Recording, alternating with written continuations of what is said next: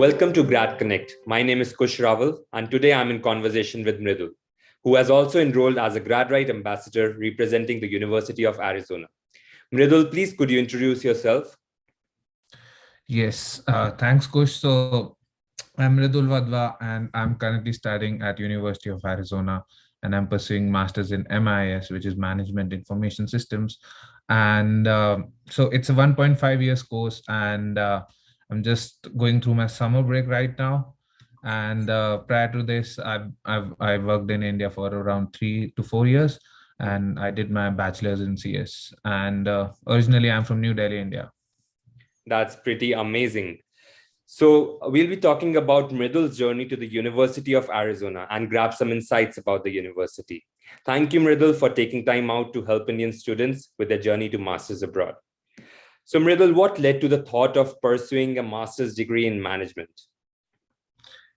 So in India, when I was working, I was pretty happy with my work. Everything was going fine, and I was enjoying. But in the background or in the back of my mind, I had this thought that I'm at the perfect juncture of my career.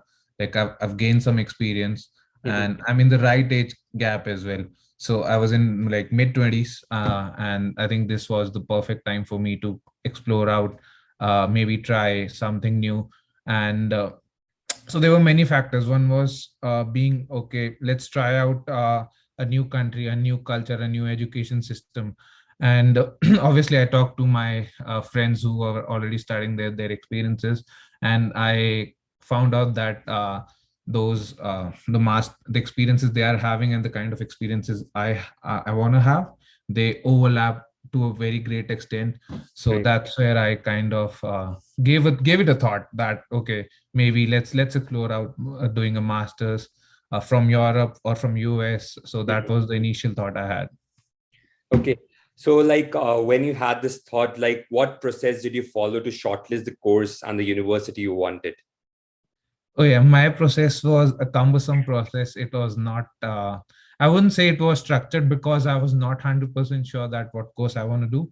I had this idea that I don't want to do CS again. I don't want to do MS in CS because that will take me like into too technical side, coding side, and I didn't want to pursue that. I wanted some course which was at the juncture of both technology and management. So that's what I thought, and I got. I Googled, I asked a few people, and I got to know that there are a few courses like MIS, MEM, MSIM, MOTM, and they are with different names. So I was like, these courses are being offered with different names. So how do I find them? Right. So initially, I started finding them with like let's say I started finding MIS courses or Right. MEM courses. Then I thought like no, what if I'm missing some courses which don't have this particular name or this domain? So I went to Yorkit, I went to others websites and just I researched top 50 universities of the United States, looked at each and every course. Obviously I was by the time I was researching my fourth or fifth university, I got a pattern that okay, these are the kind of departments that I might want to look into, and these are the kind of departments I can totally skip. So let's say human sciences department or behavioral sciences department, this is the department I can totally skip. Or even the core engineering departments or psychology department or medicine department. So these are the kind of departments I can totally skip, and I can look at a few departments like a school of management, if there's a school of management, school of computer science, if they offer something at a juncture of tech and management. So this is how I began my research, and I was interacting with my friends as well, and was taking recommendations from them as well. So, but yeah, like the major research was just going through the top 50. Then I expanded it to top 80 universities and just going through each course, creating an Excel file, kind of noting down the courses I want, then kind of going back again, reiterating, doing that loop of shortlisting them, doing that color coding and everything, Right. Right. and kind of creating my shortlist. So at the end, how many did you finalize and apply to? So I finalized like 8 universities that I thought I'll apply to, but I ended up applying to 4 universities only Okay. because by the time I was about to apply for like the other four, I got an admit from my like one of my top targets. So I stopped applying after that. That's pretty great. And like after you had shortlisted, did you do anything to build your resume or make it strong to get the admission and secure it? Oh yes, definitely.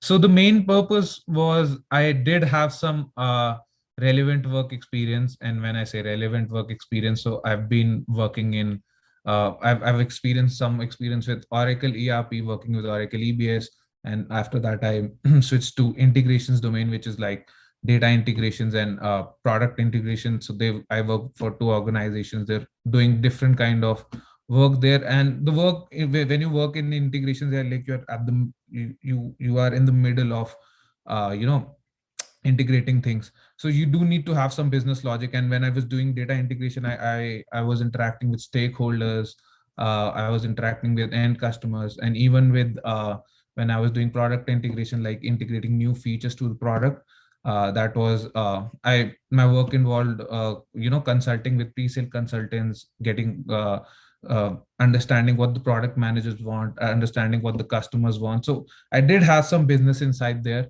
And but yes, the main work was to gather all those business insights, gather all what the customers want, what the stakeholders want, and make robust, efficient, and feasible technical solutions for that.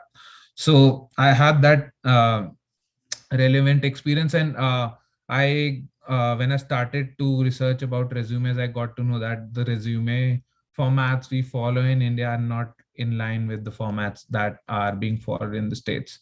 Mhm. So I did some research there, got on call with a few of the mentors that I had, and these were the mentors that I reached out to on LinkedIn, and they had gone through the academic journey that I was planning to go on. Mhm. So they told me this format, how to write your resume bullet points, what are the kind of formats do they follow, how to write my skill set, how to display the work that I have been doing in a very relevant format. To give you a short and simple example, is just like, what is let's say I've been, if I kind of spearheaded, I introduced the platform, new platform in my vertical or in my organization. So I would kind of write it as like spearheaded the launch of this platform X, and delivered the very first business process in it. And I can add some numbers there. And Right, right. another example would be like, if I have some insight on the revenue, so increase 10% revenue by doing this, and what was the impact. So it's just like the impact and how you did it, and like why you did it and how you did it. So impact, why you did it, and how you did it. That was the format that I was Right. following in Mhm. writing my bullet points. So it's, yeah, introducing the action points and then back and Correct. how you did it and Correct. why you did it. Correct. So what motivated you to choose University of Arizona, and like what was the application process for you? So the application process was, I actually got to know about University of Arizona pretty late. I was somehow I missed this particular course, and I got to know it from one of my friends, that okay, this is, and I looked up to the website and I saw, oh, the curriculum. It's the curriculum that I want. These are the courses that I want to you know, pursue.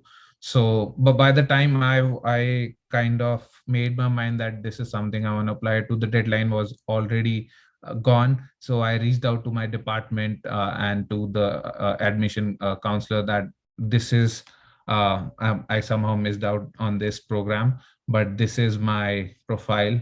This is how my profile kind of relates to your they had information about the previous batch, like the profiles of the previous batch. This is how my profile kind of is in line with the profile you have already in your past, is in line with the profiles that you already have selected in the past years. This is what I bring to the table, and these are my GRE scores and my TOEFL or my IELTS scores and everything. And I asked her if I can apply now, and she said like, go ahead and apply now, and I'll consider your application. So I think I applied almost a month after the deadline, and after that they started rolling out admits, and they did multiple rounds, and I got my admit in the second round. And so it was pretty great. And the reason I finally decided University of Arizona, the number one was coursework. So I was clear in my mind that I'm not gonna go there and do a coursework that I'm not gonna enjoy.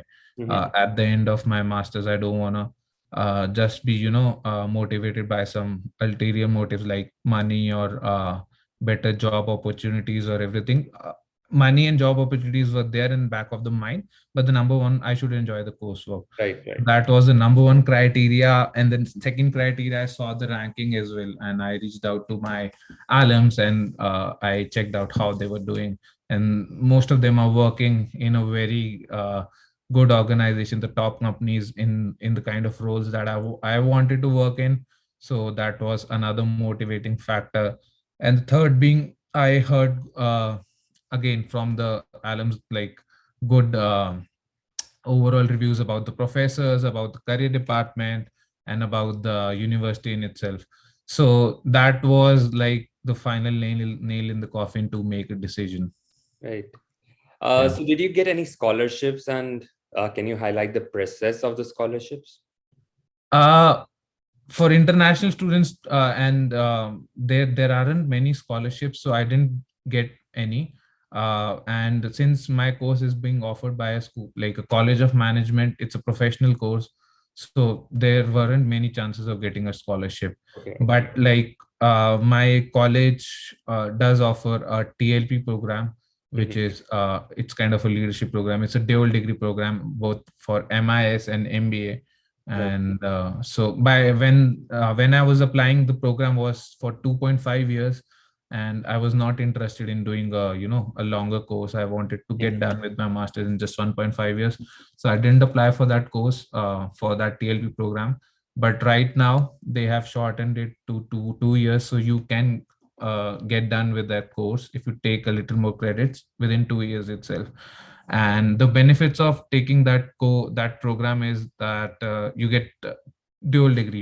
You're both MBA and MIS kind of certified, and you don't have to pay any fees. So the college sponsors all your fees. Your 100% fees is being sponsored by college. So that's amazing. And it's good because for management courses, the fees is generally the tuition fees tend to be on the higher side. Right. So that's a big incentive for someone who's looking for that program.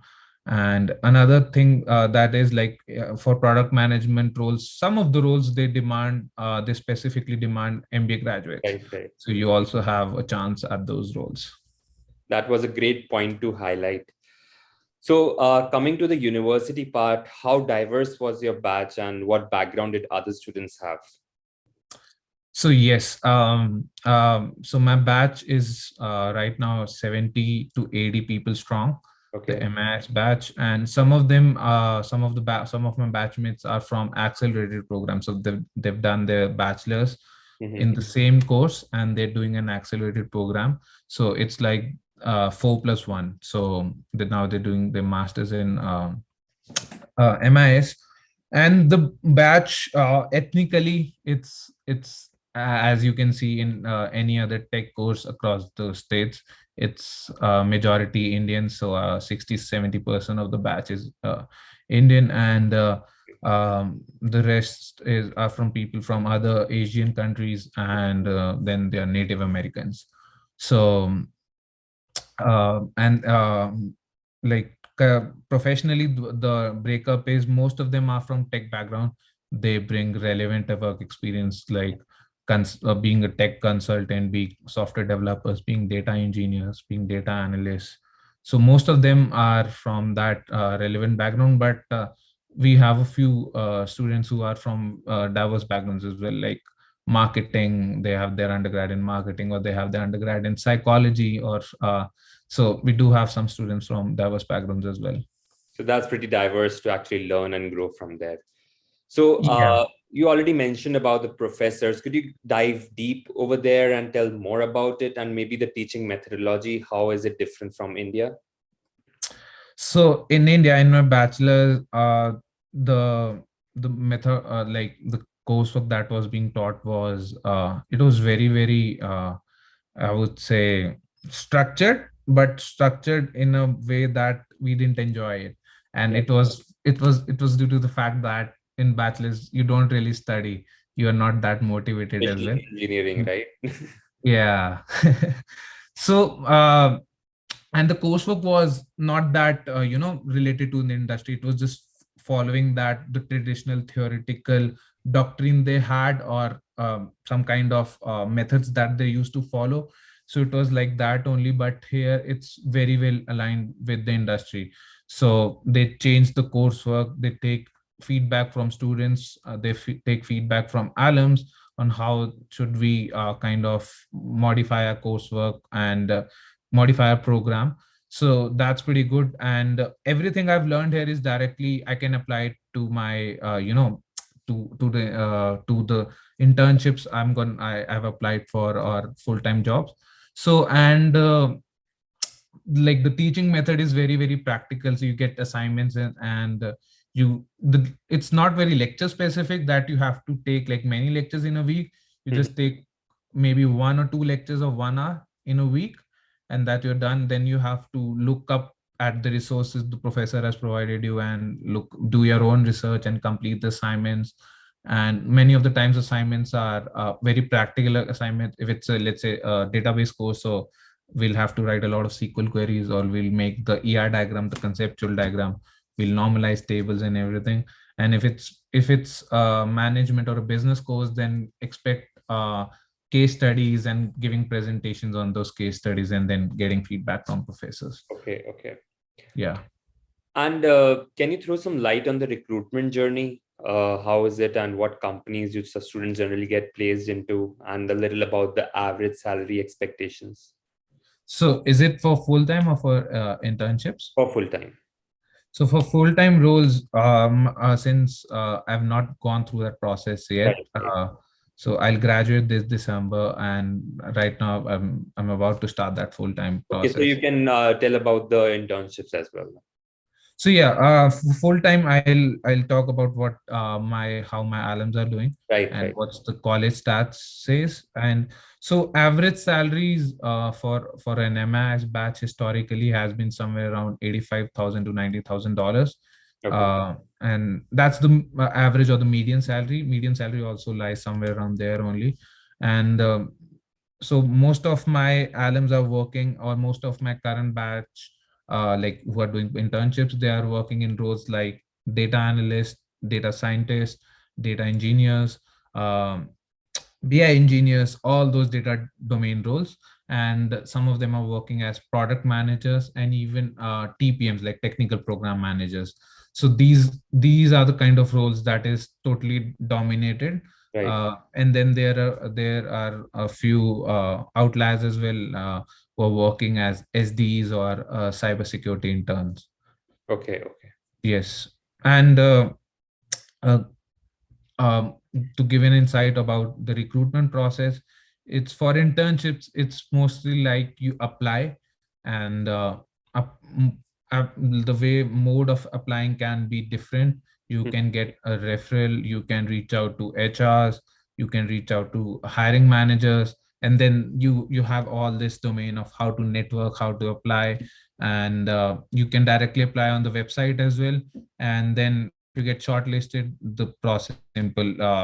So internship process, it's different for each organization. So the company I'm working for, they took 4 rounds of interview for internship, and some people had just 1 round of interview, or maybe a couple of rounds, or maybe some kind of initial assessment, a tech assessment or a case study assessment, and then maybe one interview or two interviews. So it's very varied depending on the company and depending Okay. on the role.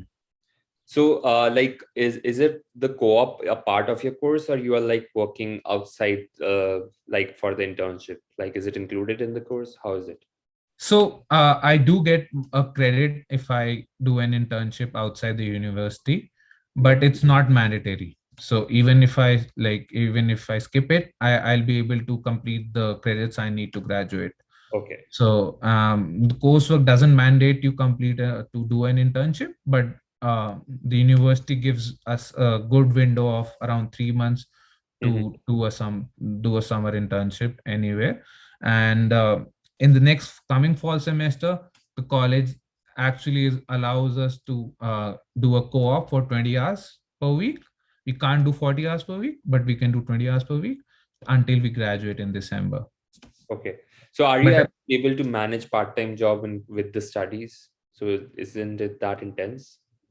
yes, I was working part time in the first semester itself, and in the second semester also. And the first semester was a little hectic because you're also trying to settle in Right. into new country, You're into new new to the course place, and everything, right? everything. Mhm. And the first semester is usually more intensive as well.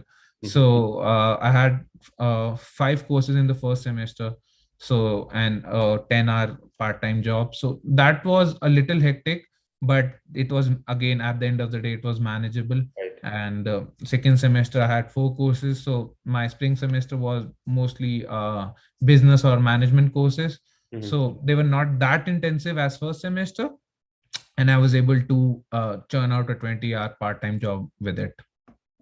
So how is the study life balance? Like, are you able to enjoy also explore the city, or it's just study and part-time?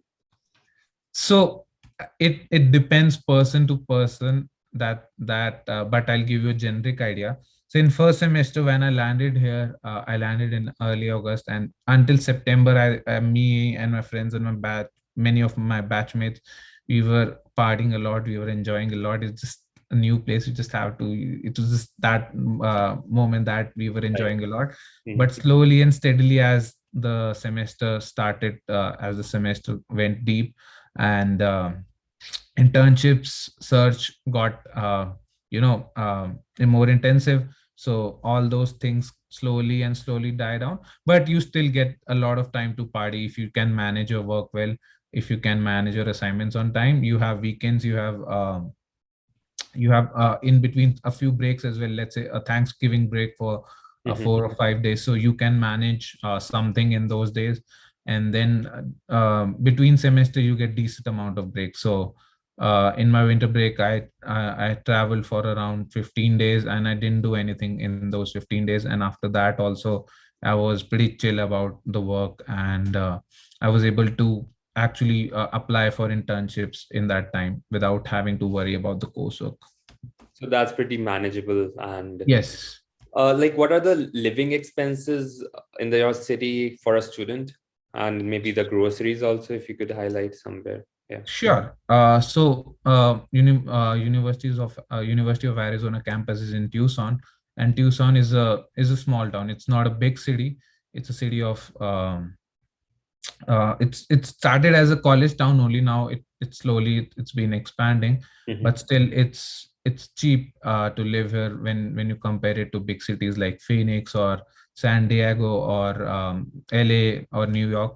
Right. And like the monthly expenses can vary from person to person. So for me, they tend to come around 800 to $1,000, and it includes electricity, my house rent, my shopping expenses, my eating out expenses, my parting expenses. Everything Okay. can be covered under $1,000. And I'm saying this when I'm not that tight on money. If Right. I'm more tight on money, like I try to save more money, then I can kind of bring it down under $800 as well. Okay. Okay. So, can you tell me a few things that you love about University of Arizona and a few things you don't like? Oh, that's a tough one. So the things I love about University of Arizona is the campus is great. It's amazing. The facilities that they provide, absolutely amazing.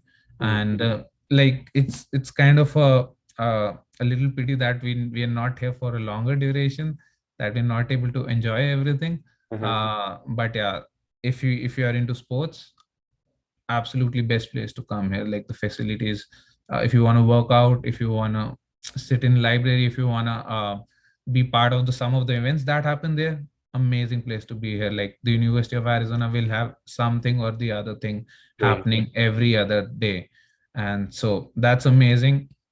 The other thing I like is like it's more my college specific. So the career department has been pretty good, and they help us out in defining what are the things that we are lacking, or what are the things that we can what are our strengths and what we can build upon, and how to pivot from being a working professional in India to being a student, and how to be an efficient student while applying for internships, and how to become that professional that every recruiter wants Right. to hire. So that's been amazing. And thing I don't like, it's nothing is coming as such on top of my mind. Maybe the fees is like tuition fees is little on the higher side. Right. That's something that That's can what be. all the business colleges and universities do. Yeah. They have it on the higher side. Yeah. Uh, if you could go back in time, do you feel you could have done a few things differently, or do you feel this was the right path for you? So the college and the department wise, I believe I selected the right college and the right department. My batchmates, the kind of circle I have is pretty good. Like, I'm learning every day from my batchmates. They're doing pretty good. So you want to be around the people who are doing either better than you or doing as good as you, Right. or and they're doing pretty good in life. And overall, I get to learn a lot of things from them, not even just like the technical stuff, but the other mindsets and the practices they do. So that's pretty good. And one thing I would, if in hindsight, if I could change, was I would apply early for internships. So when I came here in early August, and many of the big companies, they start hiring for interns in months like August and September, and I was not very proactive in applying during that time. So that's something I can, if I go back in time, I would like to kind of change that. So, any last advice for the students who want to pursue a master's at University of Arizona? Yes, for students who want to pursue it, it's like, check it out go deep into the coursework, read out the course descriptions, reach out to me, reach out to the other students who are studying here, reach out to alums, ask them what is the coursework like. Don't just look at the headlines of the course, at just the name of the course. Like, if it's enterprise data management, ask your seniors, read the descriptions on the website, what they actually mean and what they do, and kind of do more research. And once you have full clarity, okay, this is the coursework that you want to do, then go ahead with that decision. And just come here, have fun. It's a good course, it's a good city to live in. And it just be mindful of doing things at the right time, and manage your time. That's it. If you're able to do things at the right time and manage your time, you'll be good to go. Thank you for the wonderful advice, Mridul. I know a lot of Indians will benefit from the insights you have shared today. It was a wonderful experience talking to you, and I wish you all the best for your journey ahead. Thank you, Kush. It was pleasure sharing some of my experiences here. Thank you.